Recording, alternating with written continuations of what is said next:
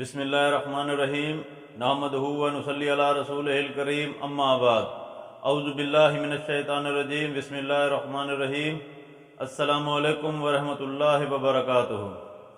امید ہے آپ صحت اور ایمان کی اعلیٰ حالت میں ہوں گے۔ ہماری دعا ہے کہ اللہ پاک آپ کو اور آپ کے اہل خانہ کو ہمیشہ ہنستا مسکراتا رکھے۔ آج ہم بات کریں گے کہ خواب میں دشمن کو دیکھنا کیسا ہے۔ علامہ ابن سریر رحمۃ اللہ علیہ نے خواب میں دشمن کو دیکھنے کی مختلف صورتیں بیان کی ہیں۔ ہر صورت کی الگ الگ تعبیر بیان کی ہے۔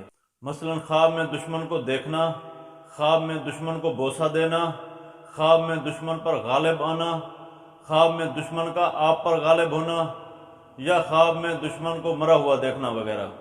اگر آپ ان صورتوں کی تعبیر جاننا چاہتے ہیں یا ان سے ملتی جلتی کسی اور صورت کی تعبیر جاننا چاہتے ہیں تو اس ویڈیو کو آخر تک ضرور دیکھیں، اور اگر آپ نے ابھی تک ہمارے چینل کو سبسکرائب نہیں کیا تو اس کو سبسکرائب کر لیں تاکہ ہماری ہر آنے والی ویڈیو آپ تک پہنچ سکے۔ اگر کوئی شخص خواب میں دیکھے کہ وہ دشمن پر غالب آ گیا ہے تو اس خواب کی تعبیر یہ ہے کہ خواب دیکھنے والے شخص کی دلی مرادیں پوری ہوں گی، خواہشات پوری ہوں گی۔ اگر وہ بیمار ہے تو شفا پائے گا، اگر مقروض ہے تو قرض ادا کرے گا، اور اگر وہ گناہ گار ہے تو گناہوں سے توبہ کرے گا۔ اگر کوئی شخص خواب میں دیکھے کہ وہ دشمن کو دیکھ کر بھاگ گیا ہے تو اس خواب کی تعبیر یہ ہے کہ خواب دیکھنے والا شخص رنج اور غم میں مبتلا ہوگا، بیمار ہوگا۔ ایسے شخص کو صدقہ دینا چاہیے کیونکہ صدقہ بہت سی مصیبتوں کو ٹالتا ہے۔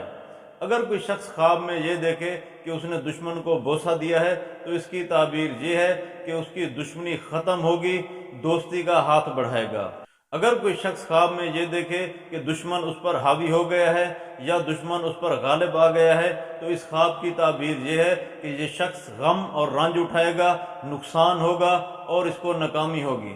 اگر کوئی شخص خواب میں یہ دیکھے کہ خواب میں اس کا دشمن مرا ہوا ہے تو اس خواب کی تعبیر یہ ہے کہ خواب دیکھنے والے شخص کے تمام کام پورے ہوں گے، بے فکری ہوگی، عزت اور دولت پائے گا۔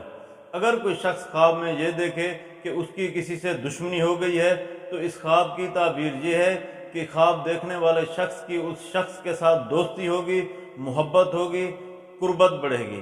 اللہ تبارک و تعالیٰ سے دعا ہے کہ اللہ تبارک و تعالیٰ ہمارے خوابوں کو ہمارے لیے باعث رحمت اور باعث برکت بنائے۔ اپنا خیال رکھیے گا۔ السلام علیکم ورحمۃ اللہ وبرکاتہ۔